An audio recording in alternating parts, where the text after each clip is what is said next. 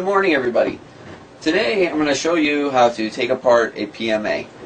Now, the main thing we're concerned with on these PMAs, obviously anybody can figure out you take out the 4 bolts, but the concern is not to break the 3 wires that go from the coil, which is this part here sandwiched in between the front housing and the rear housing. You see this black part here? That's the edge of the coil. The 3 wires go to the rectifier, which is bolted to the back of the housing. Now, I'm going to go ahead and undo the bolts. No big deal there.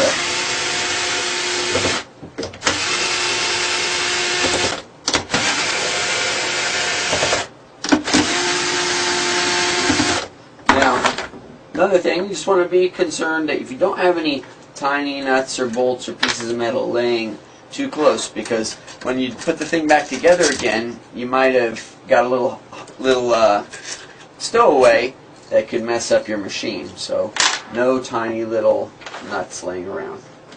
Okay. Now, you've got the bolts out.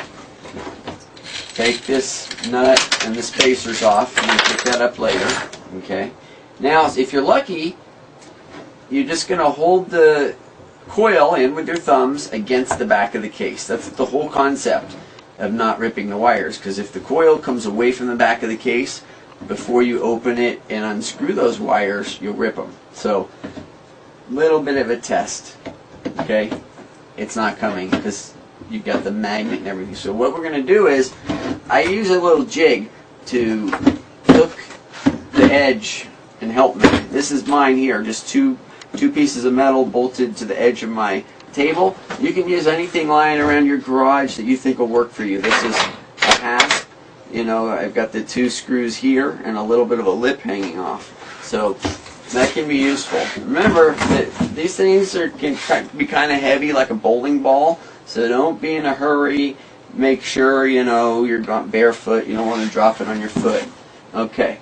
So I'm going to put the coil underneath this. Okay? I don't know if you could see that.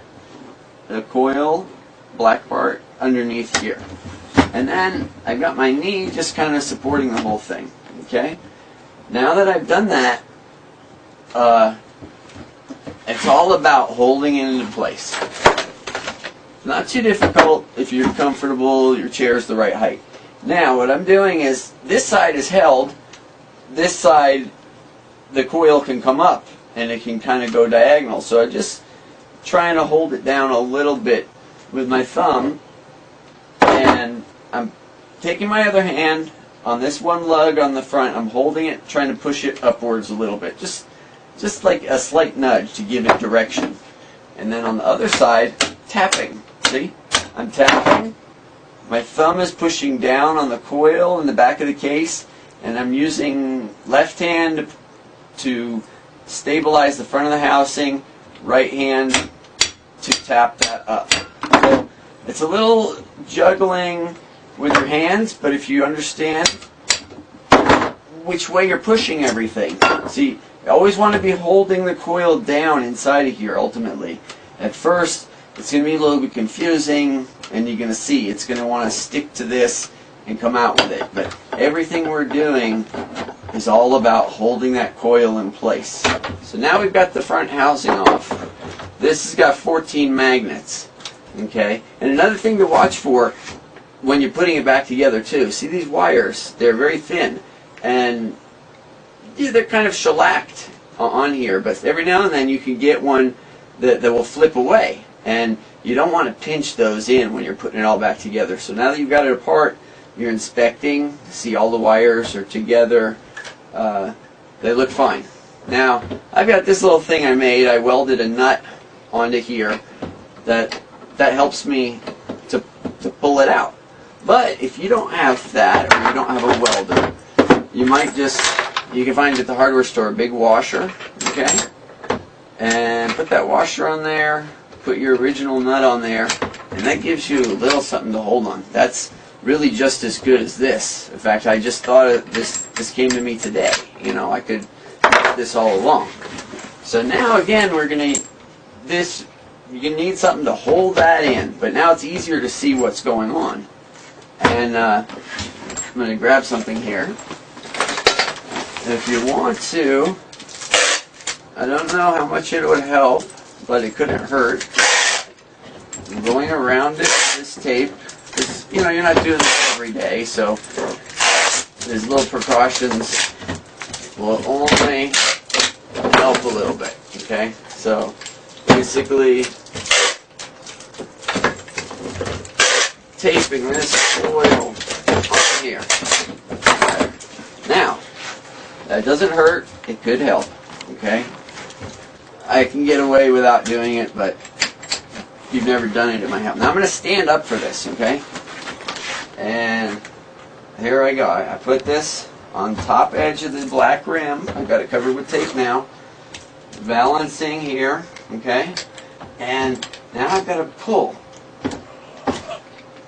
See, now if you're not doing this all the time, you might say, how does this guy do that? It's crazy. There's 14 magnets on there. You might need a little help, or you might have a different arrangement on your bench, because it's awkward. That's the word here, awkward. But once you've got it stabilized, if you can stabilize it yourself and pull, or you might just have a friend hold it while you pull. As long as it's stabilized and you're free to pull, it'll come right out, you know. And that's it. Now, you see inside here, you've got the 3 wires from the coil. They're attached to the rectifier. What you want to do, when you unscrew it, if you're using a screw gun like this, electric, it might accidentally like spin it around and rip them there. So you can get a little screw and kind of wedge it into those fins on the rectifier, and it's just going to stop that thing from flipping around when I put this in reverse. It doesn't take much. It's got a little shellac holding it. Breaks that shellac, it's off, see? And there it is. And sometimes, well, let's just go ahead and get the rest of them off. There's my screw. Okay, I'm going to stabilize the other one. See, I just pop it in place, hold it with my thumb. It's loose. I can take it off with my fingers. There it is. And I'm going to do the third one. Now again, these are shellacked in place, so initially it's going to want to jump. Okay? Be careful where you put them, because that's what I'm talking about. Little things get stuck on here and you don't notice it, and when you put that back, it can mess you up. So got those in a safe place. This should come out easy.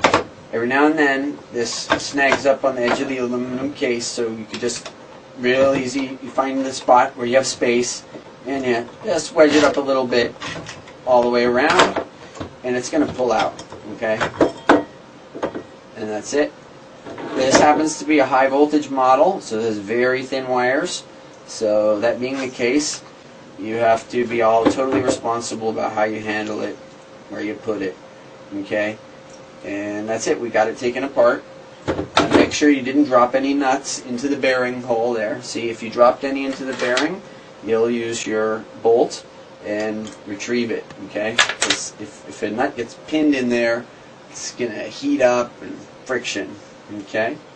So the only step after that is putting it back together, and I can show you that.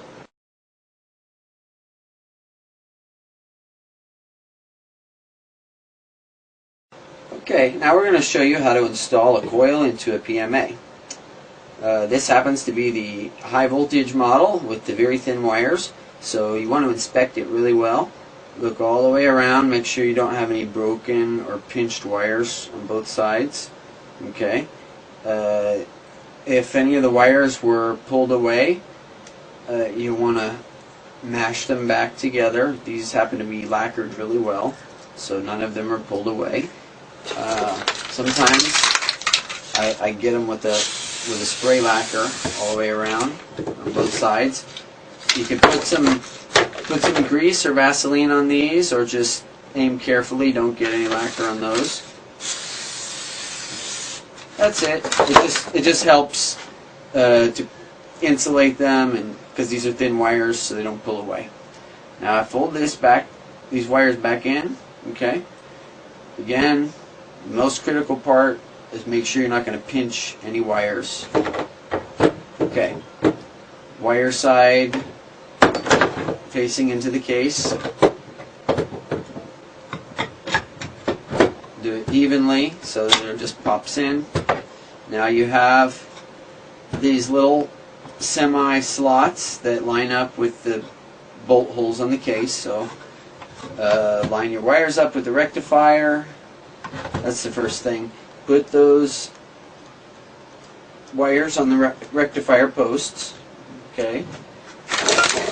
And then hand tighten these nuts into place one at a time. Careful not to drop them into the bearing there. Okay, that's one nut. That's two nuts. And that's three nuts. I'm going to use this because the most delicate thing is these wires. And if you start using the power tools for this one operation, it's worth just using something hand. So I'm stabilizing with my finger, just holding the wire, the eyelet, so it doesn't spin around. And I'm going to tighten it. It's a little bit hand tight. Okay. Then the next one, put my finger there to stabilize it. Like that. And then the next one, my finger to stabilize it. Okay. As long as these are not touching each other, those end terminals on the wires, you just don't want them touching anything really. And in fact, we're going to pry it up a little bit. So you find anything you've got handy, the tiniest Allen wrench you've got, and you're going to hook it behind. Just make sure there's some space between the back of the rectifier and those wire terminals. Okay, so they're just isolated, that's all. It could just naturally go into place, but make sure they're not touching anything. And then, now that everything is there, the wires aren't shorting each other out, I kind of seal the nuts with this lacquer. It doesn't matter if you accidentally get some on the bearing, because the bearing's got grease on it.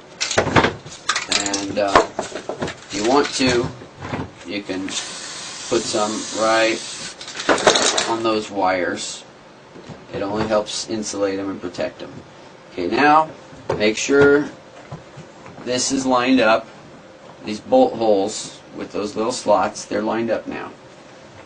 Now, this core is 14 magnets. That's going to be the hardest one. This one's the 7 magnets. It gives you less resistance to put in. Okay, but we'll do the hardest one so that you can see that it can be done.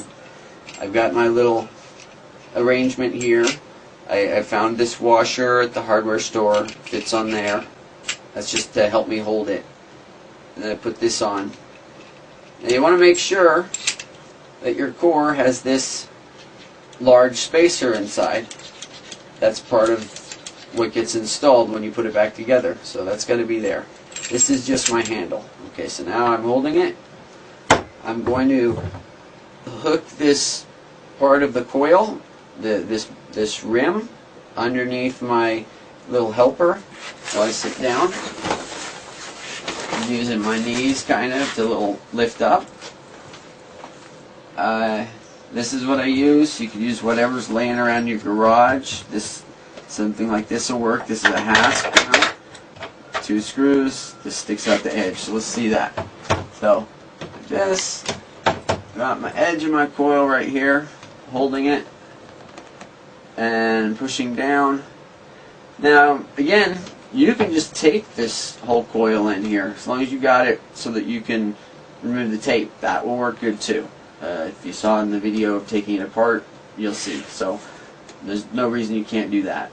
Okay, so I'm holding it in place firmly. It's not going to jump out.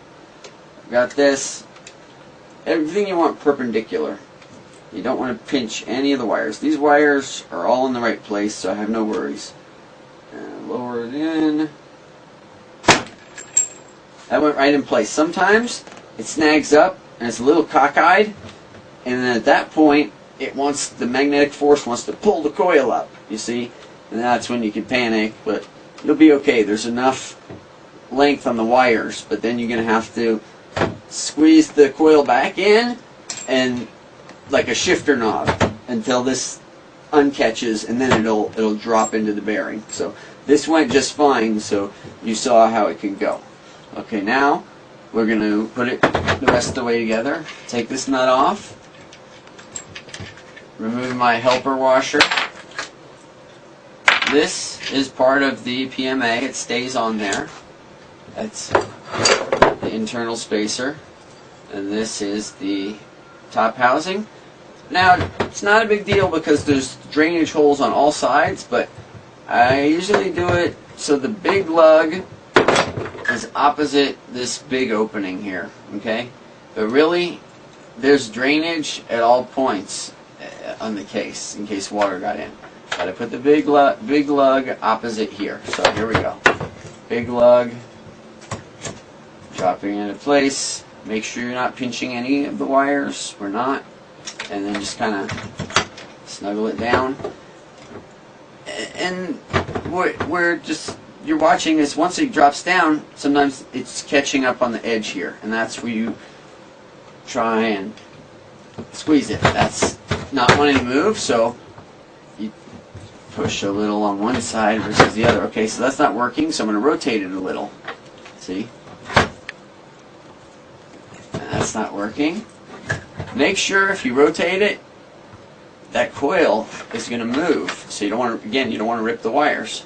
Okay, but see, I'm moving this a little. I'm going to find the sweet spot. Okay, and then it's going to drop in. It got uncaught, and now it's on. Make sure your slots on the edge of the coil are lined up with the body holes.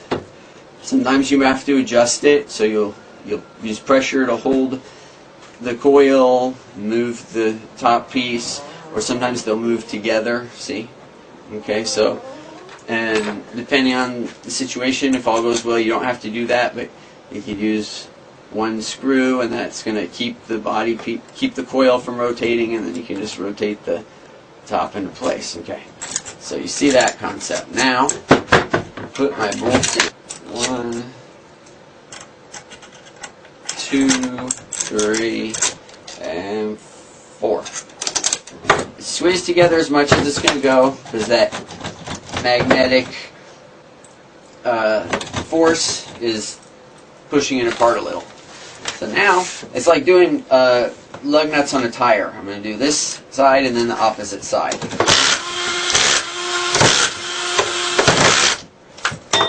And now we've assembled this PMA.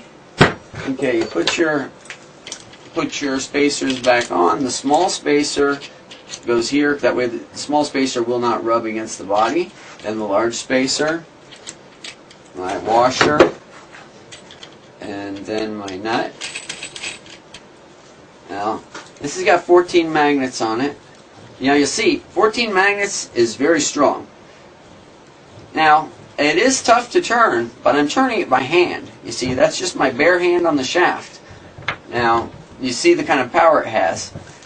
Now, what you want to be aware of is you don't want a unit that's so strong that you can only turn it with a giant pulley. Okay, if you need this to turn it, there's something wrong. It's way too locked up. But if I can turn it with my bare hand, 14 magnets, then surely those blades catching the air will turn it just fine.